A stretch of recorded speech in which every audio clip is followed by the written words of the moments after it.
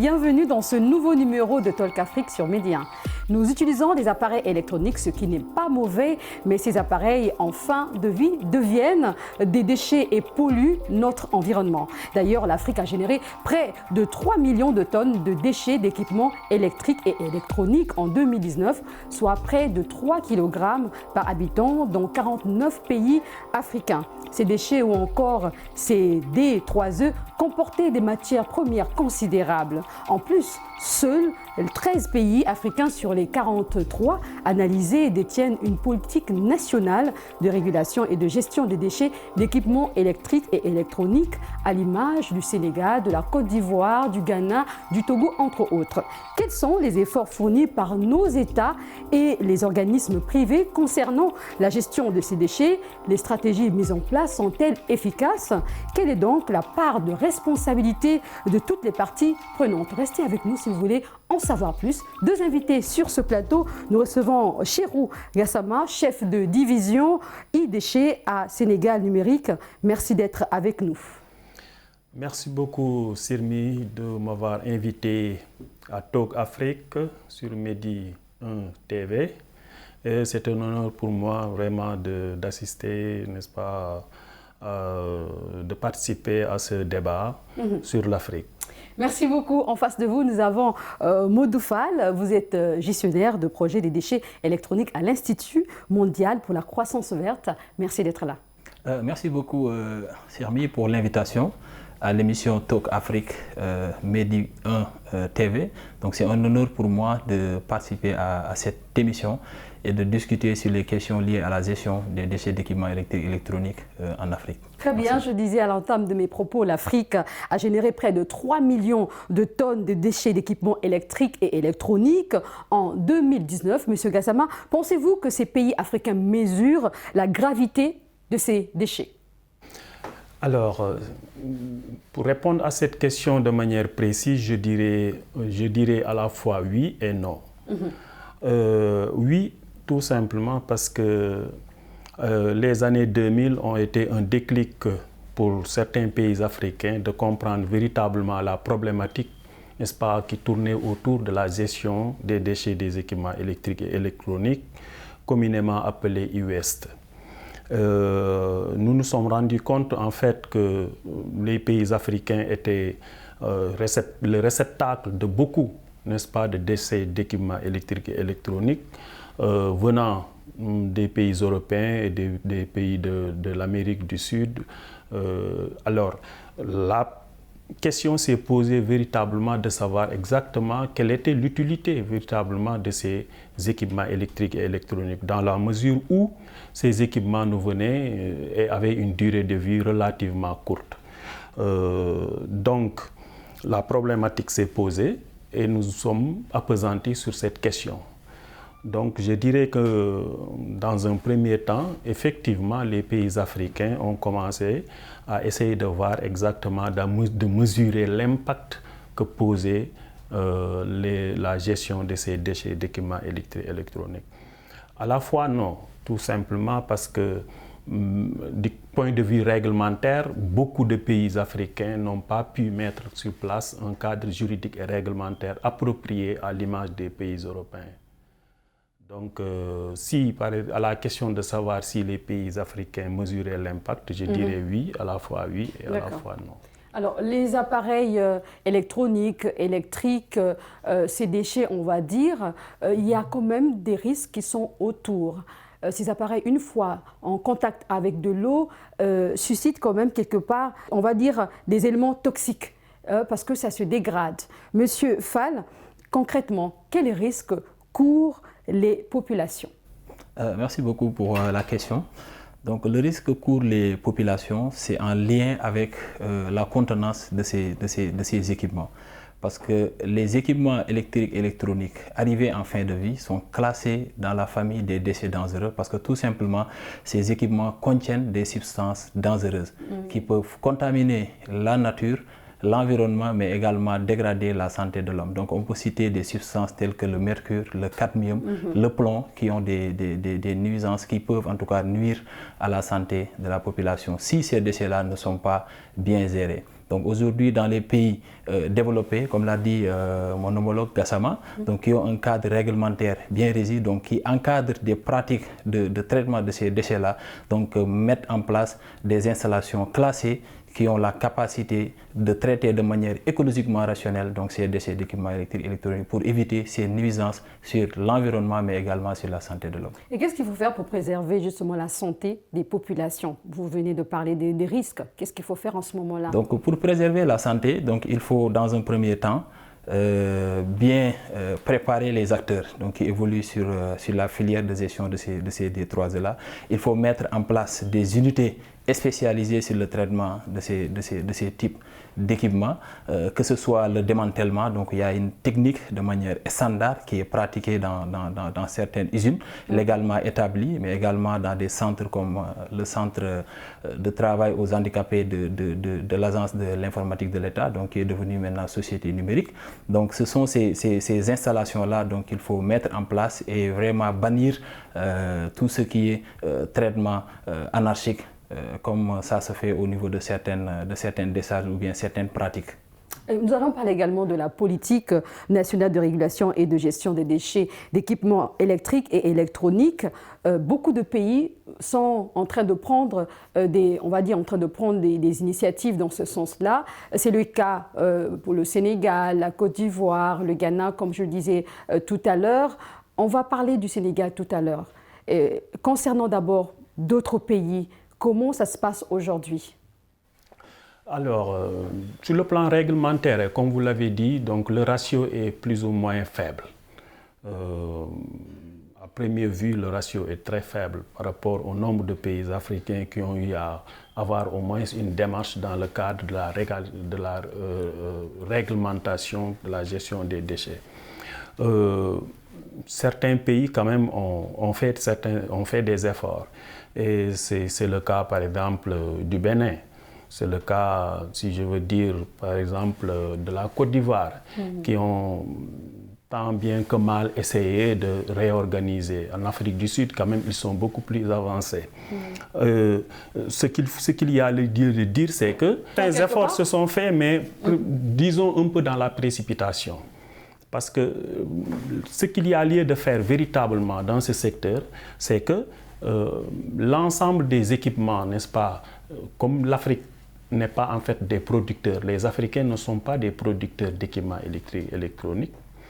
Les producteurs d'équipements électriques et électroniques, ce sont principalement les pays européens et les pays de l'Amérique. Dans la mesure où cela a été identifié de manière claire que l'Afrique n'est pas producteur, il va sans dire que l'Afrique ne doit pas être une poubelle. Exactement. C'est ça la véritable question. Et partant de là, tous les efforts qui sont faits dans le cadre de la réglementation, dans le cadre de la gestion ultérieure de ces équipements-là, doivent revenir à l'Afrique. C'est ça la grande question par rapport à la réglementation, faire en sorte que les efforts qui sont fournis dans les pays européens s'effectuent, n'est-ce pas, traversent les frontières, n'est-ce pas, pour venir, pour que l'on retrouve véritablement les retombées au niveau des pays africains. Mais la remarque, en fait, c'est que principalement nos pays africains, quand même, essayent d'y aller à petits pas. Et souvent, il y a des erreurs. Il y a des erreurs qui sont notées par-ci, par-là. Donc, je ne voudrais pas revenir à tous ces erreurs-là, mais le Sénégal, quand même, essaye d'y aller véritablement à petits pas. Justement, puisque vous parlez du Sénégal, j'aimerais bien que vous nous donniez les détails, si vous permettez. Qu'en est-il exactement concernant cette politique nationale de régulation et de gestion des déchets d'équipements électriques et électroniques? Alors, cette politique nationale se fait sous l'égide du ministère de l'Environnement et du Développement durable. Dans un premier temps, il faut comprendre le cadre juridique. Le ministère de l'Environnement a cette prérogative-là. Mais il s'est trouvé que, en fait, l'Agence de l'informatique de l'État, qui est devenue actuellement société numérique, en tout cas, est pionnière dans le domaine de la gestion des déchets des équipements électriques et électroniques. Et lors d'un audit de l'inspection générale d'État, cette structure nous avait confié, nous avait demandé en tout cas de mettre sur place un cadre juridique, n'est-ce pas, un projet de décret, au moins pour réglementer le secteur, dans la mesure où il n'y avait que nous seuls en tant que structure étatique, n'est-ce pas, qui travaillions en son temps dans le cadre de la gestion. Mais nous avons sollicité l'accompagnement du ministère de l'Environnement. Et nous avions créé ce qu'on appelle 2 commissions. Il y avait une commission d'audit et une commission juridique. Une commission d'audit qui avait été dirigée par le ministère de l'Environnement et une commission juridique dirigée par l'Agence de l'informatique de l'État, devenue actuellement Société numérique. Et les 2 commissions ont travaillé, n'est-ce pas, dans un cadre concerté, de manière participative et itérative, dans la mesure où nous avons mis ce qu'on appelle un comité national stratégique, où il y avait un représentant dans tous les départements ministériels. Il y avait des représentants au niveau du secteur privé, au niveau des producteurs, au niveau même des récupérateurs, bref, de tout l'écosystème, n'est-ce pas, et de l'ensemble des acteurs. Et nous sommes parvenus à mettre sur place un projet de décret, n'est-ce pas, qui a duré presque 4 ans. Vous voyez? Est-ce qu'aujourd'hui, les gens sont rassurés qu'il y a moins de déchets électriques et électroniques au Sénégal? En fait, c'est un problème beaucoup plus complexe que vous le pensiez. Parce que autour de la gestion des déchets, c'est-à-dire les acteurs ont émis d'énormes réflexions, des réflexions très pointues pour minimiser véritablement l'arrivée massive des équipements électriques et électroniques. Alors, je ne suis pas encore satisfaite justement. Est-ce qu'aujourd'hui, on est rassuré qu'il y a moins de déchets électriques ou électroniques au Sénégal? Peut-être que M. Fall a un autre œil. Aujourd'hui, vous êtes dans le privé. Est-ce que vous avez l'impression que justement, comme il a dit, qu'il y a des efforts qui se font, on ne peut pas l'ignorer? Est-ce que vous avez observé jusqu'ici, ça va, il y a moins de déchets électriques ou électronique? Bon, je pense que pour développer une filière, c'est important d'avoir des données. Donc ça, c'est un exercice qui a été fait par le Sénégal. Donc aujourd'hui, que ce soit la Sénéclic dans le passé, que ce soit l'Institut mondial pour la croissance verte, plus récemment, donc a commandité des études pour consolider les données dans la filière. Aujourd'hui, de manière exacte, comme vous l'avez si bien dit, en Afrique, il y a une étude qui a été faite en 2019. De même qu'au Sénégal également, on sait qu'on a environ 17 000 tonnes qui ont été estimées en 2017, avec une progression de 2,5 à l'horizon 2030. Donc, il peut aller jusqu'à 43 000 tonnes de déchets, d'équipements électriques et électroniques. À côté de ça également, donc, le cadre juridique a été bien analysé. Et cette analyse a permis de voir que les déchets électroniques ne sont pas adressés de manière spécifique par le cadre réglementaire. Et ce qui nous a poussé à travailler avec l'ensemble des acteurs pour reprendre le décret qui a été élaboré par les acteurs, cités précédemment par M. Gassama, et qui a été validé unanimement par l'ensemble des acteurs. Et ce décret aujourd'hui attend les arrêtés qui doivent l'accompagner. Il y a 14 arrêtés qui sont en cours d'élaboration et ces arrêtés-là vont venir accompagner le décret pour former le package du cadre juridique et réglementaire et qui doit être validé auprès du secrétariat général du gouvernement. Et ce décret-là va permettre de surseoir un peu les bases pour une gestion écologiquement rationnelle. Et à côté de ça, donc, il y a ce qu'on appelle l'éco-organisme. L'éco-organisme va être le système de reprise des D3E qui va permettre de définir les rôles et responsabilités des différents acteurs. Parce que la différence et la particularité de ces types de déchets-là, c'est que pour leur gestion, il faut une approche différente des autres types de déchets. Donc c'est pourquoi on a pensé à mettre en place un système de collecte des éco-contributions. Mais au Sénégal, dans le décret, on l'a appelé éco-consignation. Et ces éco-consignations sont estimées aujourd'hui à plus de 15 milliards de francs CFA. Donc 15 milliards de francs CFA qui vont permettre avec la nouvelle cellule de reprise des D3E installée au niveau du ministère de l'Environnement, notamment au niveau de la direction de l'environnement et des établissements classés, qui peut être même co-géré avec d'autres entités telles que la société numérique ou d'autres personnes en tout cas habilitées à intégrer cette cellule-là. Donc ces fonds-là vont permettre de définir les points de collecte, de définir, d'accompagner les organisations de collecte, des organisations de traitement, de relever des plateaux techniques. Je vais revenir sur la collecte, également le recyclage, les actions que vous menez au sein de votre organisme. Je reviens vers vous, Monsieur Gassama. Je rappelle que vous êtes chef de division e-déchets à Sénégal Numérique.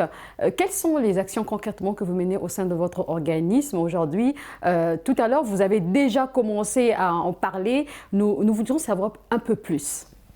Oui, avant de revenir à votre question, j'aimerais faire une petite précision par rapport à votre question, précédente question, sur les équipements, le fait de minimiser un peu les équipements. Alors, le problème ne se pose pas en question de combien d'équipements entrent ou bien combien d'équipements sortent.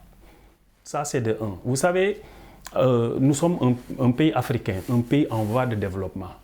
Et les pays en voie de développement, en tout cas, ont besoin de ces équipements. Vous voyez que, par exemple, quand vous allez au niveau du port de Dakar, les 3/4 des conteneurs, pratiquement, contiennent des équipements électriques et électroniques. Il y a la question de l'environnement des affaires qui se pose. Est-ce que vous voyez? La question de l'environnement des affaires. Est-ce qu'il s'agit, pour nous, experts en gestion des déchets, d'interdire l'arrivée des équipements électriques obsolètes de seconde main?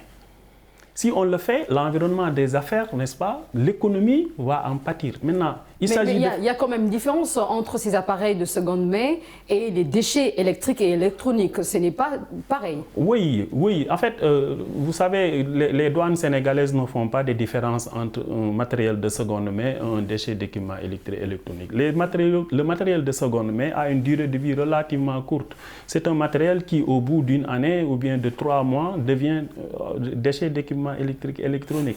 Et la nomenclature douanière sénégalaise ne fait pas cette différence. Elle les considère tous comme des produits. D'accord.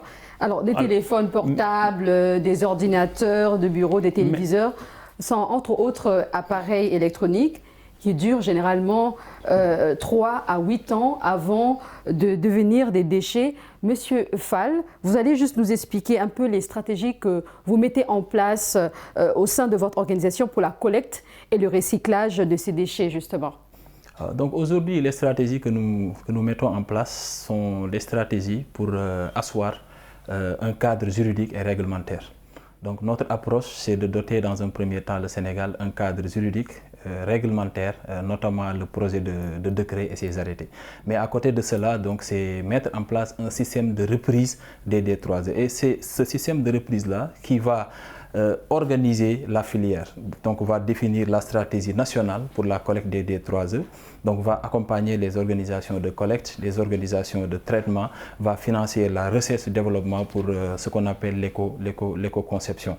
Voilà. Donc c'est un peu la stratégie donc, que nous sommes en train de mettre en place en accord avec l'ensemble des acteurs qui évoluent dans la filière de gestion des D3E. Donc actuellement, par rapport au relèvement du plateau technique, donc on a doté un fonds pour accompagner les acteurs du secteur privé, mais également faire un appui institutionnel par rapport aux partenaires qui travaillent sur ces questions, donc notamment la société numérique et l'agence autant pour moi, la direction de l'environnement. Donc ça, c'est des actions qui contribuent vraiment aux élans posés pour une gestion écologiquement rationnelle des D3E. Alors, Monsieur Gassama, il parlait tout à l'heure de recyclage, de collecte. Comment justement arriver à préserver l'environnement tout en créant la richesse? Oui, nous, au niveau de Sénégal Numérique, dans un premier temps, nous avons fait que suivre les conclusions, n'est-ce pas, les recommandations de notre étude sur l'état des lieux des déchets d'équipements électriques et électroniques. En tout cas, nous avons essayé de mettre sur place un projet pilote. au niveau de Colobane, n'est-ce pas, sous l'égide du ministère de l'Environnement et des établissements classés, qui nous a remis une attestation de mise en norme environnementale. Et depuis lors, nous avons essayé, pour la collecte, en tout cas, d'aller vers l'administration. Comme vous le savez bien, l'administration est la plus grande pourvoyeuse d'équipements électriques et électroniques. Donc tous les 5 ans, il y a du matériel qui se renouvelle au niveau des ministères, n'est-ce pas, des directions et autres administrations.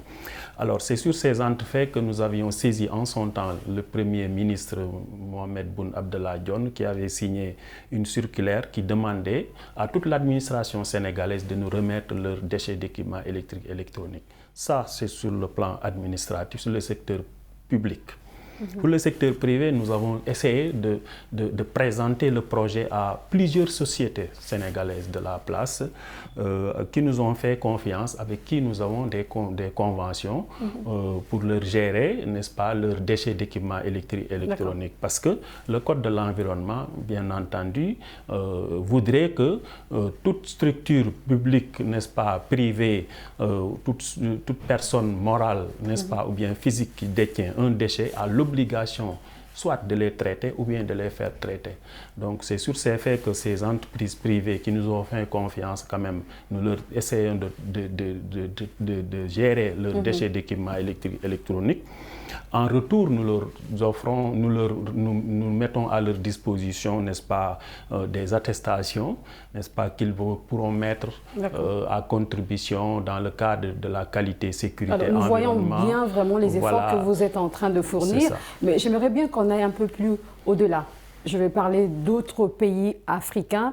Nous savons aujourd'hui que ces appareils électroniques ou encore électriques ne sont pas mauvais en soi. C'est quand ça devient des déchets, là ça pose problème.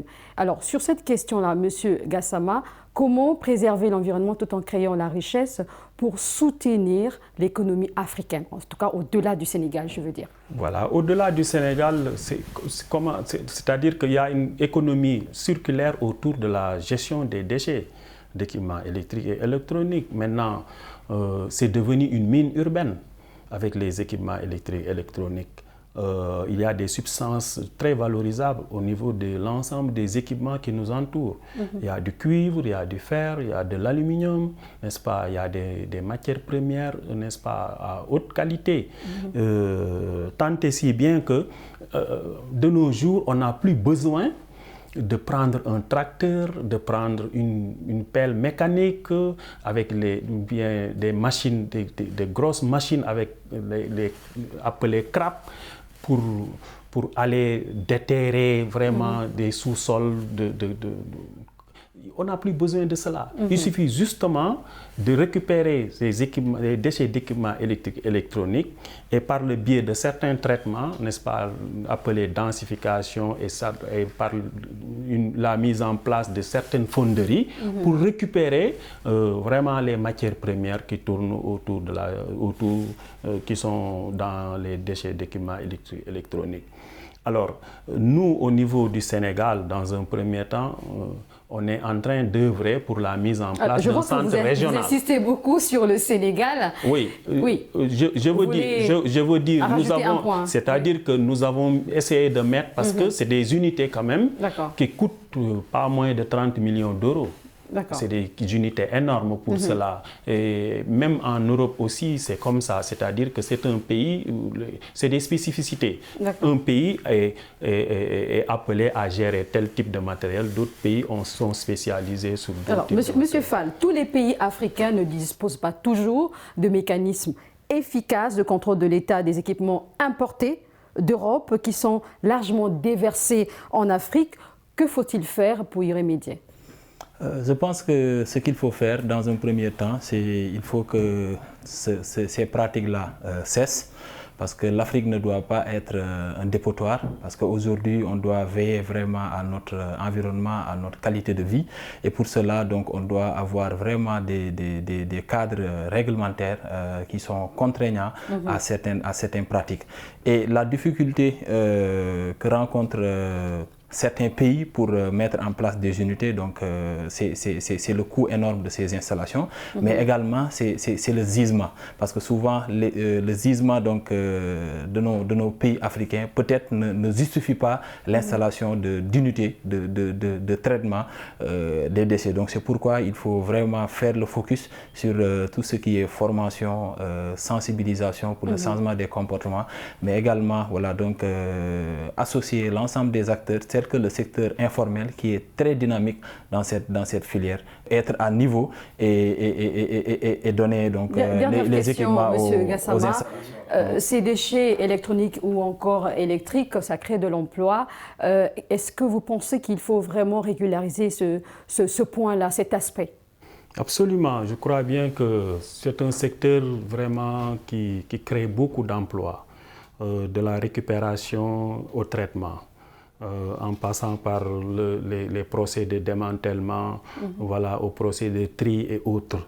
Donc c'est un secteur qu'il faudrait gérer, mais les gérer aussi avec des campagnes de sensibilisation. Donc on est tous d'accord, il faudrait sensibiliser les populations, également les organismes privés. C'était très intéressant de vous avoir sur ce plateau. C'est la fin de cette émission. Merci beaucoup à l'instant, Monsieur Gassama.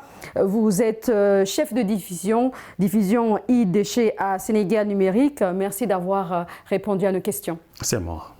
Et Monsieur Modou Fall, gestionnaire de projet des déchets électroniques à l'Institut mondial pour la croissance verte. Merci à vous. Merci à vous pour l'invitation. Merci à vous de nous avoir suivis. On se dit très bientôt sur Média et portez-vous bien.